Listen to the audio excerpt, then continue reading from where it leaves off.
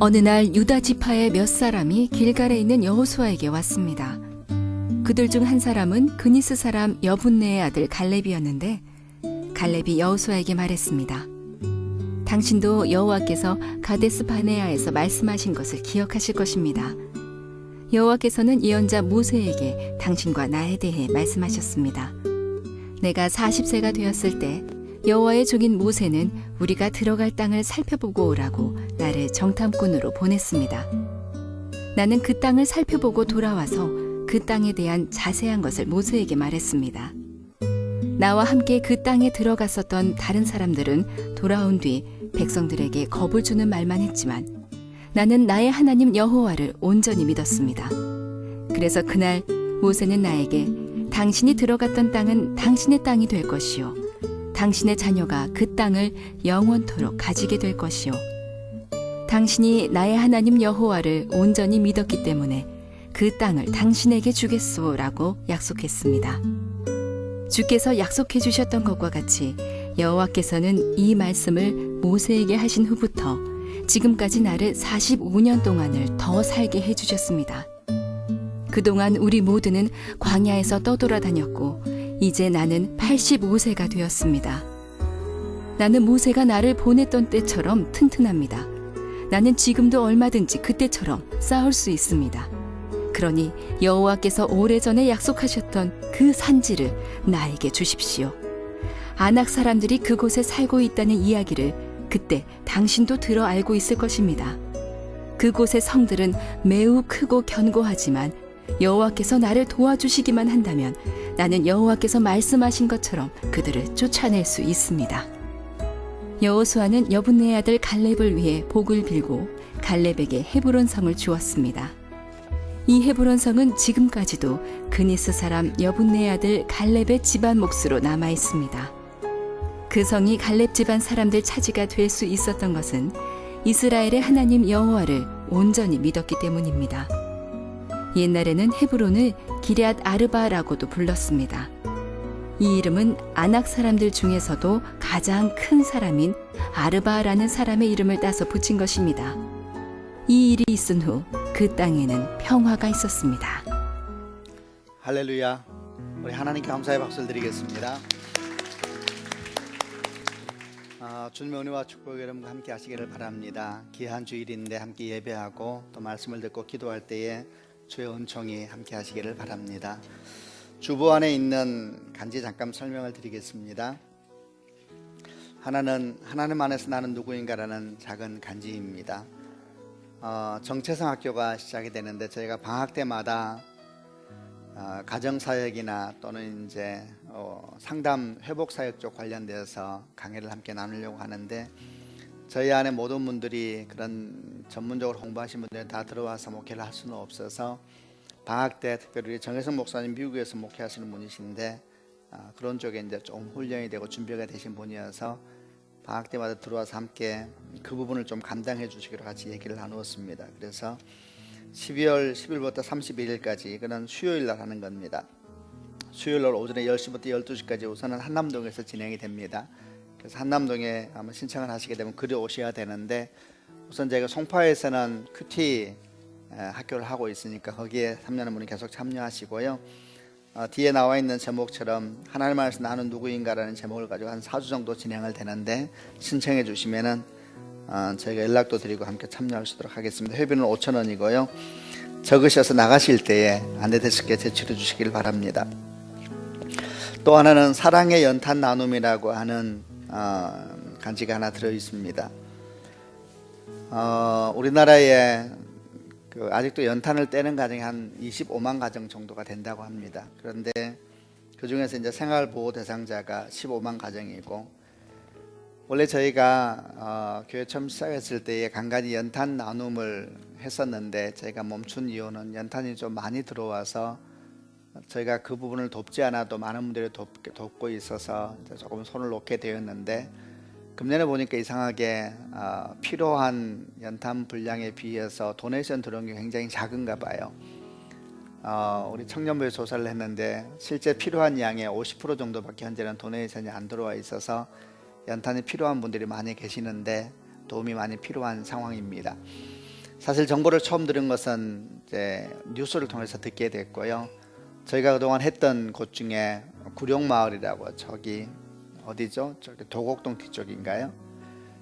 저희가 한 2번인가 가서 했었나요? 거기를 했었는데 전화를 해보니까 거기도 똑같은 상황이더라고요. 거기도 필요한 연탄의 반 정도밖에 현재가 구비되지 않은 상태여서 저희가 우선 그쪽을 좀 도우려고 합니다. 조금 더 어려운 쪽도 있긴 한데 12월 달에는 들어갈 수 없는 몇 가지 상황들이 있어서 그쪽은 저희가 들어갈 수 있는 상황이어서 연탄을 나누는 일을 좀 같이 하려고 합니다.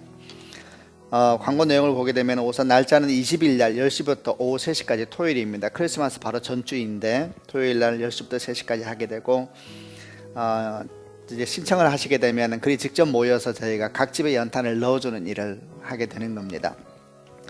회비는 10,000원인데 10,000원은 저희들이 쓰는 겁니다.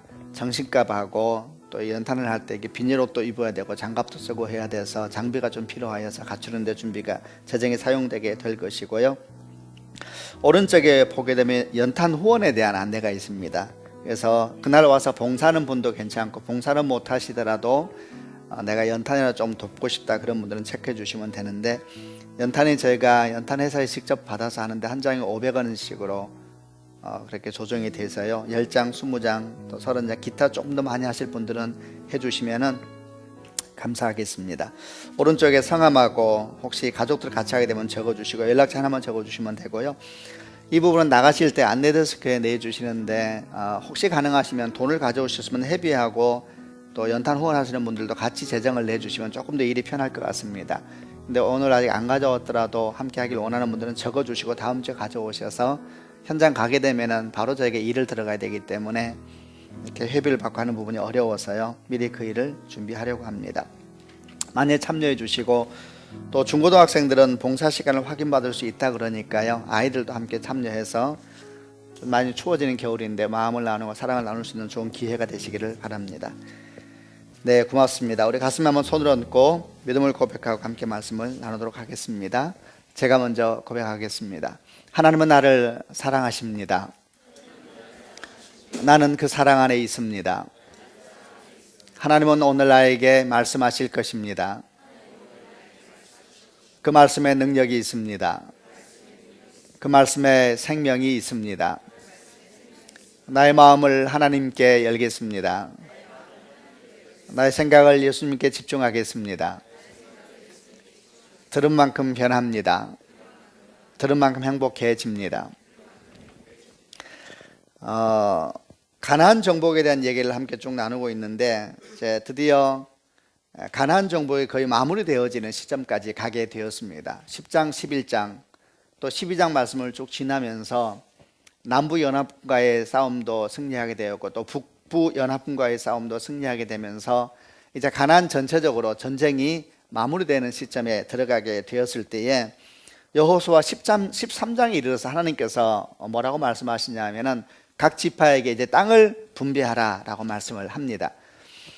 가나안 지역에 있는 모든 성을 다 정복한 상태는 아니었지만은 그 정복하지 못한 성은 그냥 놔둔 상태에서라도 땅 배분을 시작하라 라고 말씀을 하셔서 여호수아 말씀을 보게 되면 13장부터 19장까지 이제 땅 분배에 대한 이야기가 시작이 됩니다. 근데 땅 분배가 아주 민감한 문제입니다. 그 전에 출애굽하고 나서 40여 년 이상 동안을 걸어왔을 때에는 같은 목표가 있었고 같은 적이 있었기 때문에 수고하고 애쓰는 시간이었지만은 하나 될 수가 있었습니다. 지파별로 하나가 되고 힘을 모아서 함께 걸어올 수가 있었는데 이제부터 땅을 분배하는 일은 당대만이 아니라 아주 계속해서 이어질 다음 세대와 그 다음 세대, 어쩌면 세대에서 계속 세대로 이어지는 땅을, 기업을 정하는 일이니까 얼마나 민감하겠습니까? 잘못하면은 지파별로 싸움도 일어날 수가 있고 큰 관계 위기도 처할 수가 있을 겁니다. 근데 하나님께서 이 땅 분배의 과정도 인도하여 주십니다. 우선 땅 분배의 내용을 보게 되면 하나님께서 이 땅 분배하는 과정에 누가 그를 주도적으로 하게 하냐 하면 여호수아 혼자 그를 하게 하지 않고 여호수아와 제사장 엘르아살 그리고 12지파의 대표들이 모여서 이 땅 분배에 대한 모든 과정을 함께 논의하게 하고 진행을 하게 합니다. 이것만이 아니라 실제로 땅 분배할 때 아주 민감할 수 있는 부분이 기준에 대한 것인데 어떻게 땅을 분배할 것이냐 그 기준도 미리 하나님께서 정해 주셨는데 그 미리 정한 내용은 땅을 다 정복하기 전에, 가나안 땅에 들어가기 전에 하나님께서 미리 그것을 가르쳐 주십니다. 모세를 통하여서, 사실 모세는 가나안 땅도 들어가지 않았는데 모세를 통해서 미리 땅에 들어가기 전에 장차 이렇게 땅을 분배해야 된다 하나님께서 말씀하셔서 그 일이 부딪혀 왔을 때에 그 일이 공정하게 진행되도록 미리 준비하여 주셨던 겁니다. 모세를 통하여서 말씀하신 땅 분배에 대한 기준은 민수기 26장 52절부터 56절까지 나오는데 한번 같이 잠깐 읽어보도록 하겠습니다. 민수기 26장 52절을 제가 먼저 읽겠습니다. 여호와께서 모세에게 말씀하셨습니다. 53절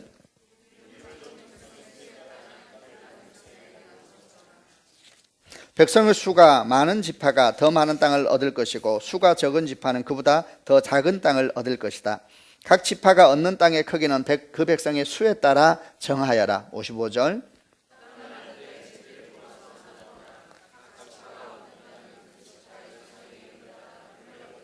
56절은 같이 읽겠습니다. 제비를 뽑아 땅을 나누어라. 그래서 수가 많고 적음에 따라 땅을 나누어 주어라. 크게 두 가지 기준이 나옵니다. 하나는 그 지파에 속한 사람 수에 따라 땅을 나누어 주어라. 필요가 있으니까 아주 공정한 기준이죠.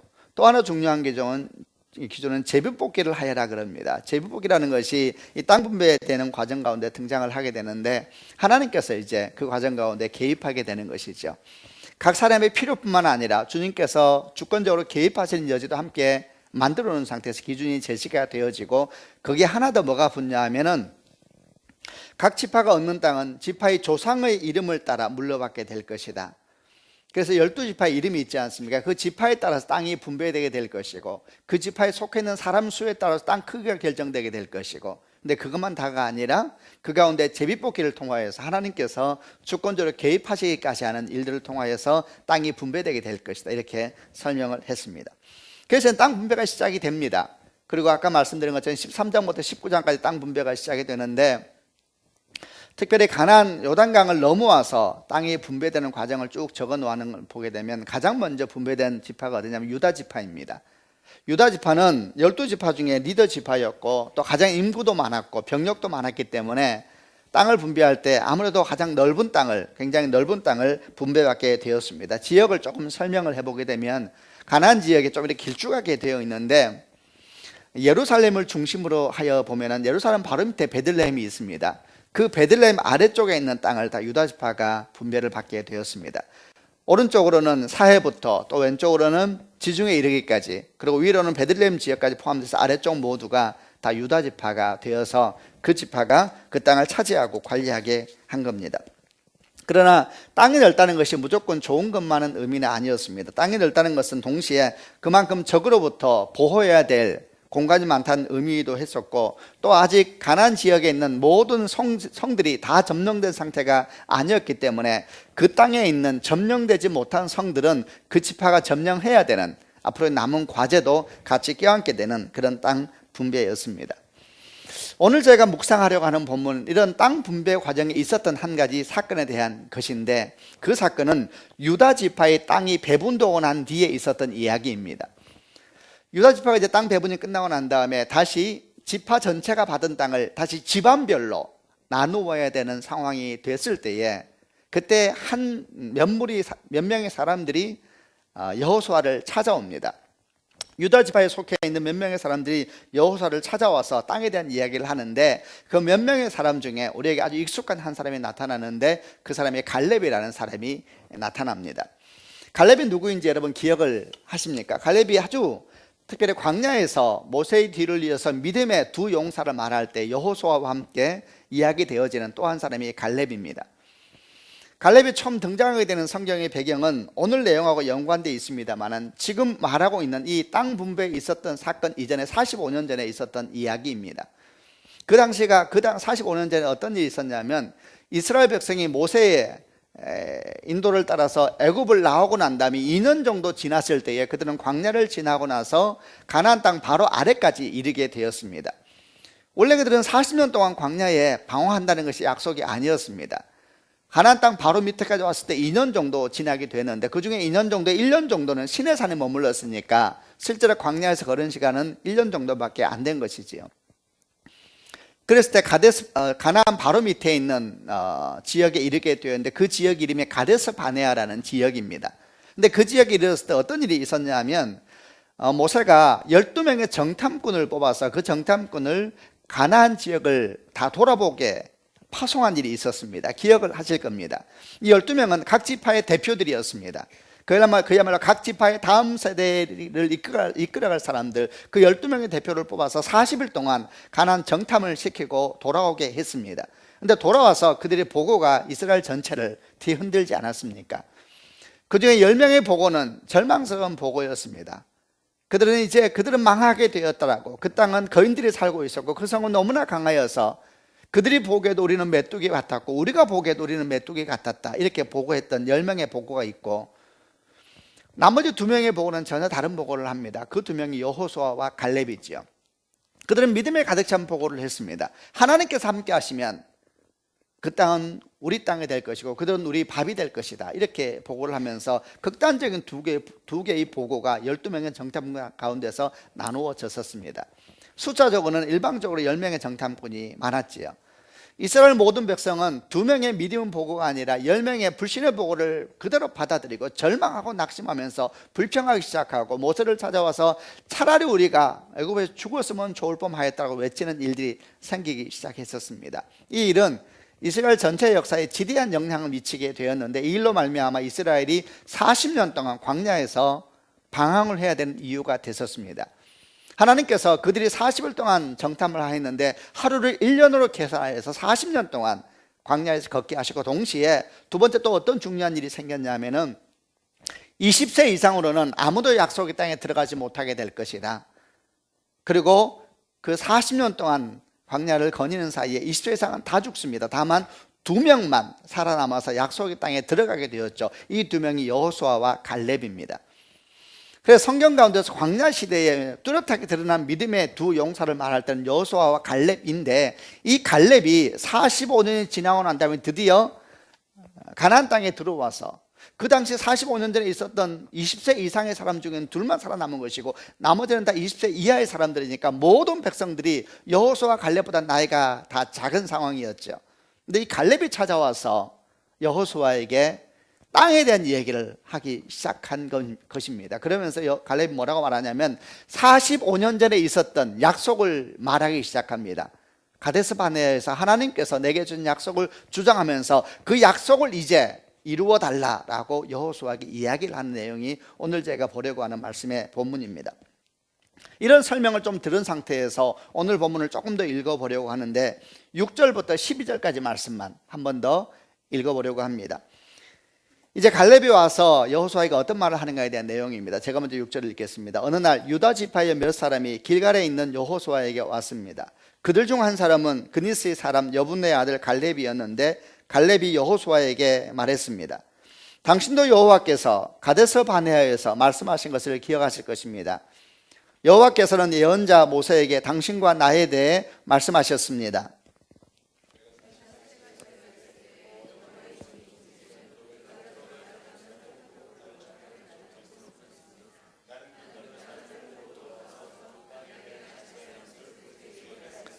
나와 함께 그 땅에 들어갔었던 다른 사람들은 돌아온 뒤 백성들에게 겁을 주는 말만 했지만 나는 나의 하나님 여호와를 온전히 믿었습니다.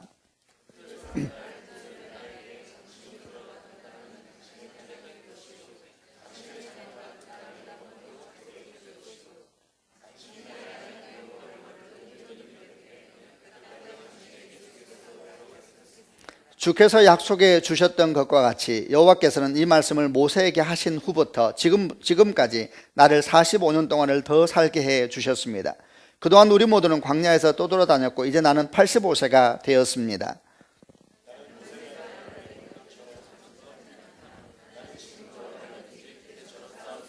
그러니 여호와께서 오래전에 약속하셨던 그 산지를 나에게 주십시오. 아낙 사람들이 그곳에 살고 있다는 이야기를 그때 당신도 들어 알고 있을 것입니다. 그곳의 성들은 매우 크고 견고하지만 여호와께서 나를 도와주시기만 한다면 나는 여호와께서 말씀하신 것처럼 그들을 쫓아낼 수 있습니다. 아멘. 저는 이 말씀이 성경에서 개인적으로 좋아하는 가장 멋진 장면 중에 하나입니다. 45년 동안 하나님의 약속을 붙들고 살았던 한 사람의 이야기.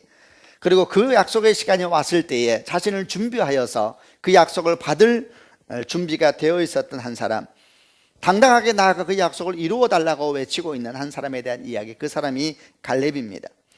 갈렙의 믿음을 묵상할 때에 어떤 모습이 가장 우리에게 놀랍다라고 생각할 수 있을까 한번 생각해 보시길 바랍니다. 제 마음에는 갈렙의 믿음을 묵상할 때 가장 제 마음에 놀라운 것은 그가 가지고 있었던 시간입니다. 그가 기다린 시간, 무려 45년이라는 시간 동안 약속을 붙들고 그가 기다렸습니다. 45년은 도대체 얼마나 긴 시간일까? 실제로 하나님께서 45년 동안 기다리게 하셨을까? 아니면은 상징적인 숫자일까? 저는 그냥 그대로 숫자 그대로라고 생각을 합니다. 도대체 45년은 얼마나 긴 시간일까 생각을 해 보았습니다. 성경 가운데 참 긴 시간 동안 고생했구나 라고 생각할 때에 떠오르는 한 사람이 있는데, 요한복음 5장에서 베데스다 연못가에서 병 낫기를 위해서 있었던 38년 된 병자가 떠오릅니다. 많은 사람들이 베데스다 연못가에서 병이 낫기 위해서 기다리고 있을 때에 어느 날 주님께서 그 연못가에 갔을 때에 많은 병자 가운데서 38년 된 병자를 찾아가셨습니다. 그리고 이 주님께서 이 38년 된 병자에게 이렇게 질문을 했었습니다. 네가 낫고자 하느냐? 저는 요한복음 5장을 묵상할 때 항상 이 부분이 참 재밌다 생각을 했습니다. 그리고 질문이 참 묘하다 생각을 했습니다. 왜냐하면 베데스다 연못가에서 그렇게 있는 이유는 낫기 원하는 이유 외에는 아무것도 없습니다. 낫기 원하기 때문에 거기 있는 것인데 왜 그렇게 낫고자 하느냐라고 물었을까 생각을 하면서 저는 이렇게 묵상이 됐습니다. 어쩌면 주님께서는 이 38년 된 병자에게, 아니면 우리들에게 이렇게 말씀하고 있는 것은 아닐까? 38년 동안이라는 긴 시간 동안 병을 안고 있었으면 소망을 포기하기에 충분한 시간은 아닐까? 38년 동안이라는 긴 시간 동안이면 믿음도 포기해버리기에 충분한 시간이 아닐까? 믿음이 있다고 하지만 소망이 있다고 하지만 기다린다는 것처럼 힘든 일은 있을까? 이런 것을 우리에게 묵상을 하게 합니다. 그 38년 된 병자에게 물은 것은 그 긴 시간 동안 네가 이렇게 힘든 시간을 걸어왔는데 여전히 너는 회복될 수 있다는 것을 믿느냐? 긴 시간 동안 여전히 하나님은 응답하지 않는 것 같고 하나님 네 인생에 개입하지 않으시는 것 같은데, 그럼에도 불구하고 주님은 네 인생 가운데 새해를 시작할 수 있다는 것을 너는 여전히 믿고 있느냐? 라는 질문처럼 저는 받아들였습니다. 그리고 주님께서 그 38년 된 병자에게 여전히 주님 나는 회복될 수 있다고 믿습니다 라는 믿음을 발견하였을 때에 그의 인생을 회복시키시고 그가 누워있을 수밖에 없었던 침상을 통째로 들고 걸어가게 하신 내용을 보여주셨습니다.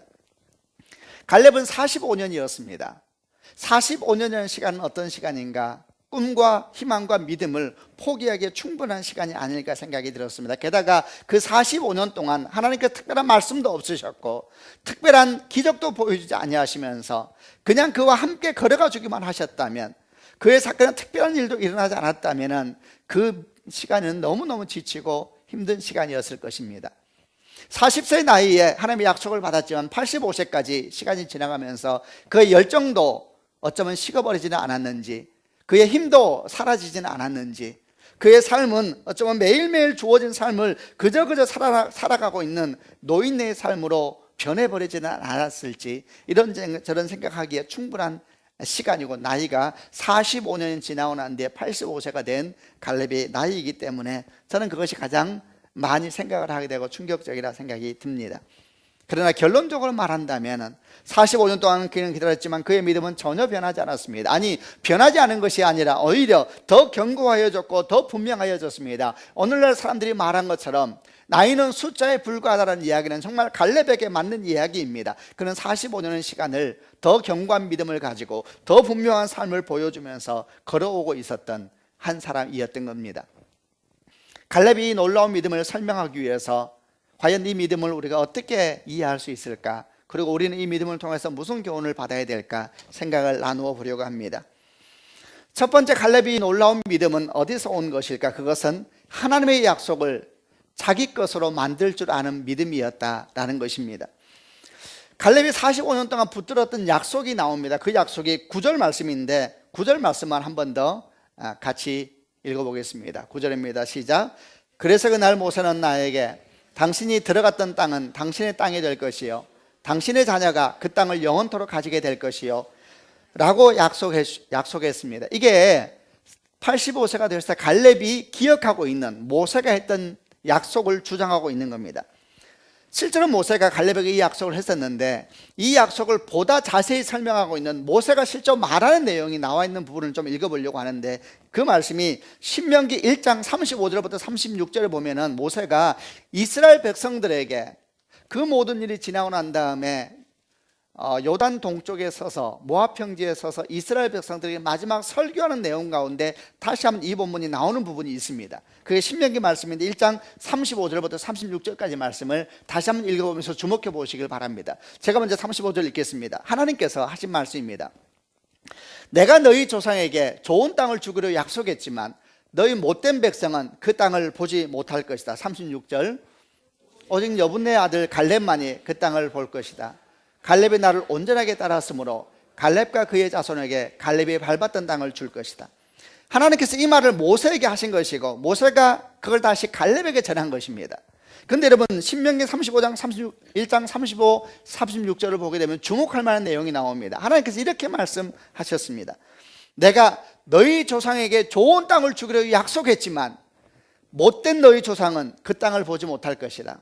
오직 여분네 아들 갈렙만이 그 땅을 볼 것이다. 갈렙은 나를 온전하게 따랐으므로 갈렙과 그의 자손에게 갈렙이 밟았던 땅을 줄 것이다. 여기서 중요한 내용은 뭐냐면 원래 이 약속은 갈렙에게만 준 약속이 아니었습니다. 이 땅을 주겠다라는 약속은 갈렙에게만 준 약속이 아니라 주님 말씀하시기를 너희 조상에게 좋은 땅을 주기로 약속했다. 원래 이 가나안 땅에 대한 약속은 너희 조상을 향한 나의 약속이었다. 그러나 그들은 그 땅을 보지 못할 것이다. 그러면서 하나님께서 조금은 이게 번역적인 문제이긴 합니다만은 개혁성경은 악한 사람들이라 그랬는데 감정적인 느낌이 드는 표현을 쓰세요. 너희 못된 백성은 주님께서 깊이 실망한 것입니다. 내가 너희에게 이렇게 약속을 주었음에도 불구하고 너희 백성들은 내 약속을 기억하지도 않았고 그 약속을 자기 것으로 취하지도 않았다. 이 못된 백성들, 이런 느낌이 들지 않습니까? 너희 못된 백성은 그 땅을 보지 못할 것이다. 여러분 중요한 것은 이것입니다. 하나님께서는 모든 이스라엘 백성에게 약속을 주셨지만 그 약속을 자신의 것으로 만든 사람은 갈렙밖에 없었다는 것입니다. 여러분 이것은 몹시 중요한 것입니다. 왜냐하면 성경에는 많은 약속이 나오지만 그 약속을 자신의 것으로 만든 사람은 소수이기 때문입니다. 약속은 수많은 사람에게 주어지지만 그 약속을 자기 것으로 만들어서 마침내 그 약속을 자기 삶 가운데 성취한 사람은 소수라는 것입니다. 믿음의 조상인 아브라함을 생각해 보았습니다. 하나님께서 아브라함을 창세기 12장을 보게 되면 너희 본토 친척 아비 집을 떠나 내가 너에게 지시할 땅으로 가라 이러면서 약속을 하셨습니다. 내가 너로 큰 민족을 이루고 네게 복을 주어 네 이름을 창대하게 하리니 너는 복의 근원이 될 것이다. 너를 축복하는 자에게는 내가 복을 내리고 너를 저주하는 자는 내가 저주하리니 땅의 모든 족속이 너로 인하여 복을 얻을 것이니라. 이렇게 약속을 하고 드디어 아브라함은 이 약속을 따라 본토 친척 아비 집을 떠났습니다. 근데 여러분 떠날 때 아브라함만 떠난 게 아닙니다. 옆에 롯이라는 조카가 있었는데 이 롯은 참 운이 좋은 사람입니다. 아브라함 때문에 약속을 전해드린 사람과 똑같은 것입니다. 그도 약속을 향하여서 떠났습니다. 여러분 약속을 듣고 떠난 사람은 아브라함만이 아니고 아브라함과 롯도 같이 떠났다는 것을 기억해야 됩니다. 그러나 여러분 이 약속을 자기 것으로 만드는 사람은 아브라함밖에 없습니다. 롯은 결국 자기 길로 갔습니다. 성경도 보게 되면 아브라함도 약속을 받았지만 약속의 길로 걸어가지 아니하고 그 약속을 자기 것으로 만들지 못하게 할 수 있는 위기를 많이 경험했었습니다. 그러나 그럴 때마다 아브라함은 다시 약속 가운데 돌아오고 다시 약속 가운데 돌아오면서 인생을 만들어가는 사람이었습니다. 그가 약속을 잘못하면 놓쳐버릴 수도 있는 위기 중에 하나였던 내용을 보려고 하는데 창세기 24장을 보게 되면 아주 중요한 한 사건이 나옵니다. 창세기 24장은 뭐가 나오냐면 아브라함이 드디어 아들 이삭을 위하여서 며느리를 찾기 위해서 늙은 노종을 고향 친척으로 집들이 살고 있는 집으로 하란이죠. 그리 보내는 장면이 나옵니다. 아브라함이 뭐라고 하냐면 노종에게 나이 든 종에게 이렇게 말합니다. 하란으로 가서 이삭의 아내가 될 사람을 데리고 오라. 이렇게 하면서 노종을 보내니까 이 노종이 아브라함에게 질문하기를 이런 질문을 합니다. 그 내용이 뭐냐면 창세기 24장 5절부터 8절 나오는데 노종이 이렇게 질문을 합니다. 제가 먼저 5절 말씀을 읽겠습니다. 종이 아브라함에게 말했습니다. 만약 그 여자가 저를 따라 이 땅으로 오려고 하지 않으면 어떻게 할까요? 주인님의 아들을 데리고 주인님의 땅으로 갈까요? 6절. 아브라함이 종에게 말했습니다. 안 된다. 내 아들을 그리로 데려가면 안 된다. 여호와께서는 하늘의 하나님이시다. 주께서 나를 내 아버지의 고향 내 친척의 땅에서 이끌어 내셨다. 그리고 내가 이 땅을 네 자손에게 주겠다고 나에게 약속하셨다. 주께서 천사를 네 앞에 보내셔서 내 아들의 아내를 데려온 일을 도와주실 것이다. 네가 거기서 내 아들을 위해 아내를 골라라. 8절.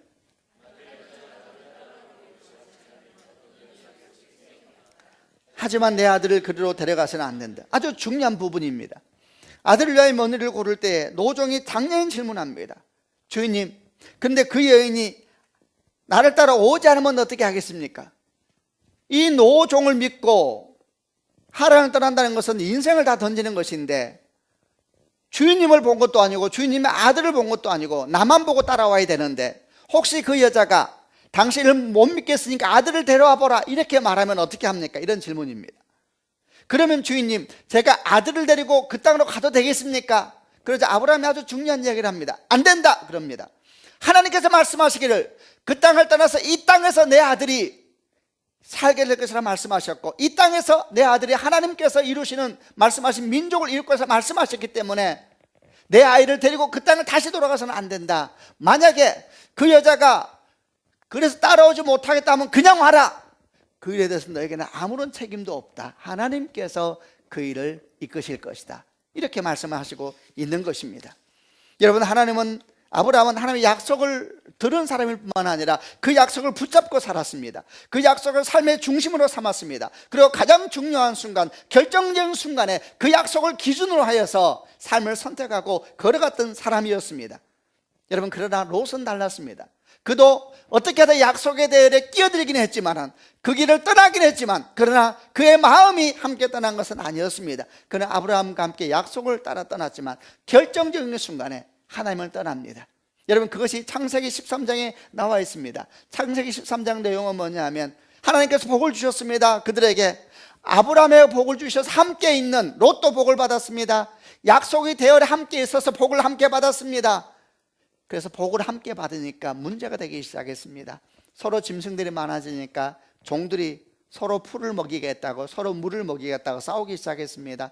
그래서 이들이 갈라져야만 했습니다. 그때 아브라함이 롯에게 말했습니다. 네가 우하면 나는 좋아하고 네가 좋아하면 나는 우하리라. 그래서 이 조카 롯이, 이 생각 없는 롯이 나이 많은 삼촌이 하란 대로 합니다.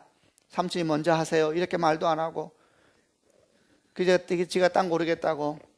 근데 땅 고르는 모습에서 그 사람이 나타납니다. 고개를 들어보니 요단들을 바라보니 물이 너무 좋았습니다. 성경은 말하기를 물이 넘쳐서 여호와의 동산 같고 애굽 땅과 같았더라.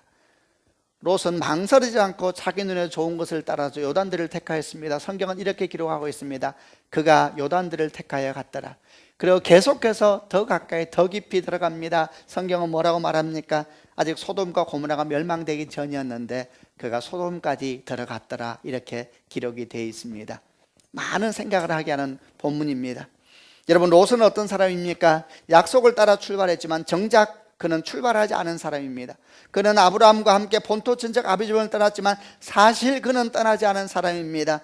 그는 몸은 떠났지만 마음은 떠나지 않았습니다. 사실 그는 그 마음은 여전히 갈대아 우르에 있었습니다. 그 마음은 여전히 하란에 있었습니다. 그는 하나님의 약속을 자기 것으로 만들지 않은 사람입니다.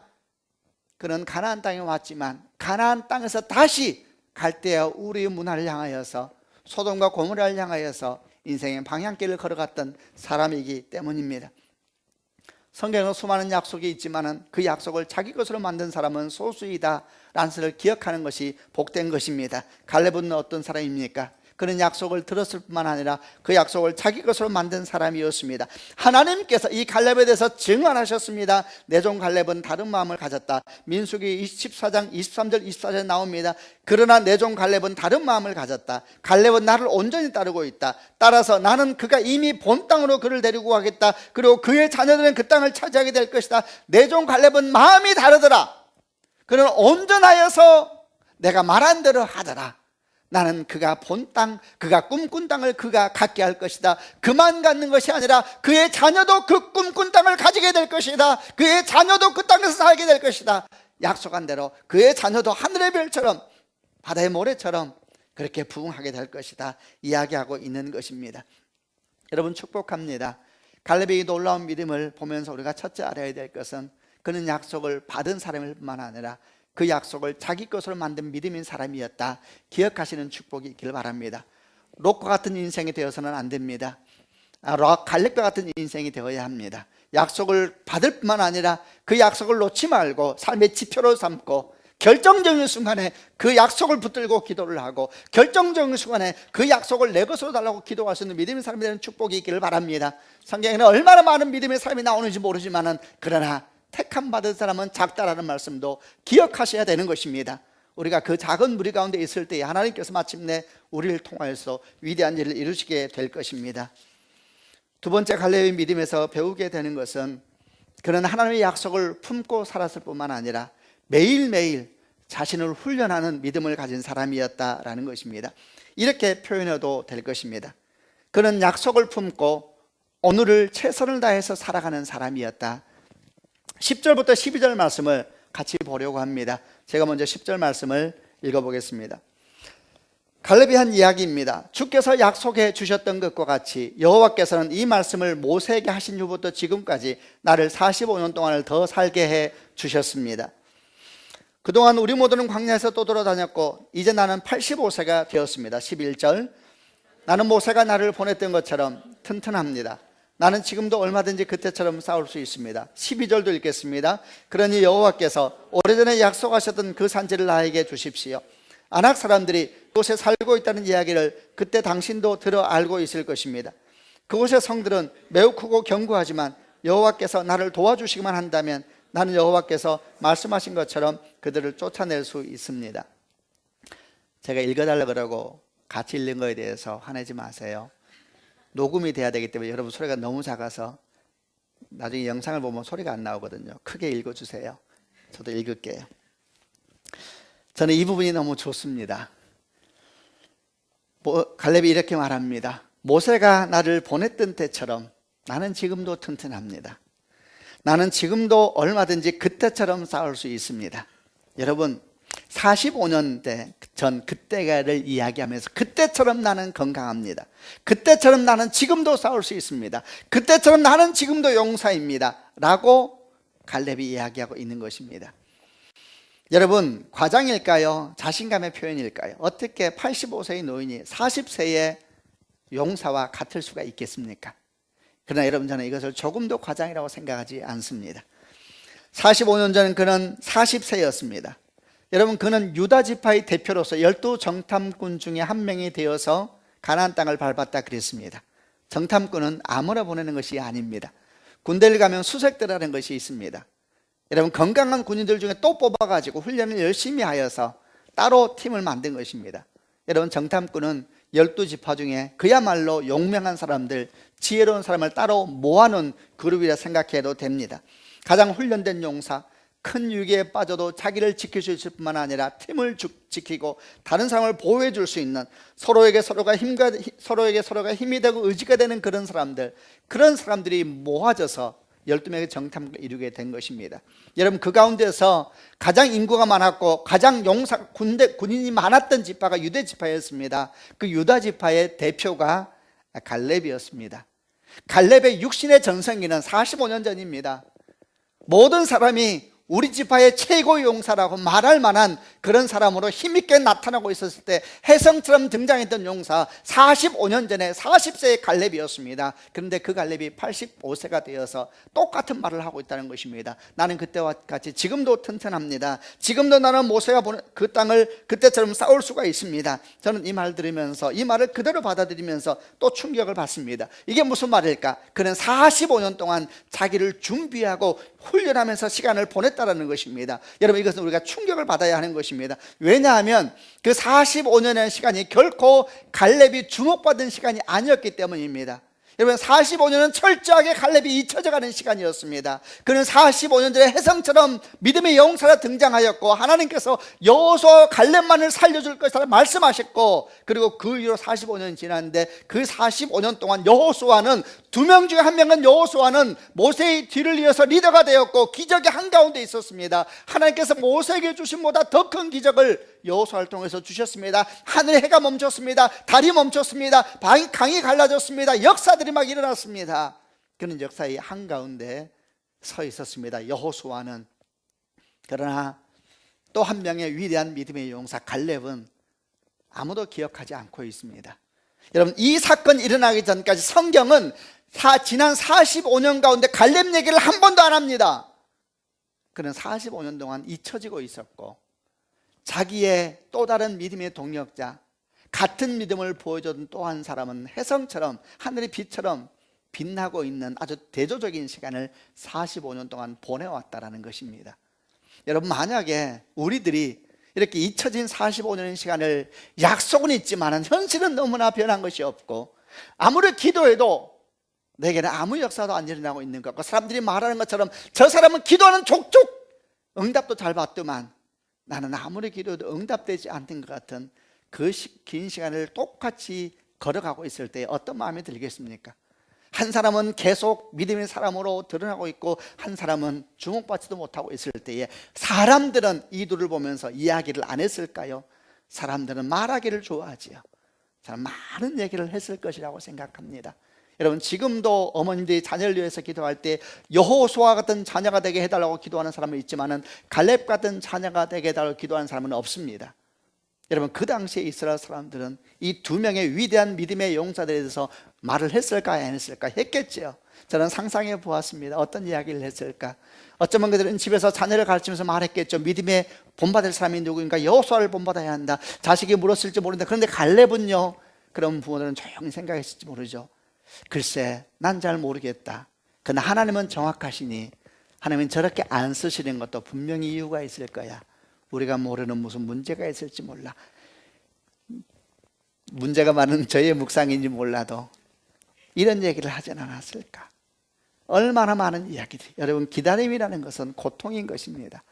그리고 잊혀져 가고 있다는 것처럼 사람을 두렵게 만드는 것도 없지 않습니까? 그러나 여러분, 성경 괴에서 전혀 기록을 하지 않고 45년이 지난 어느 날 갈렙이 입을 통하여서 기록을 하기 시작합니다.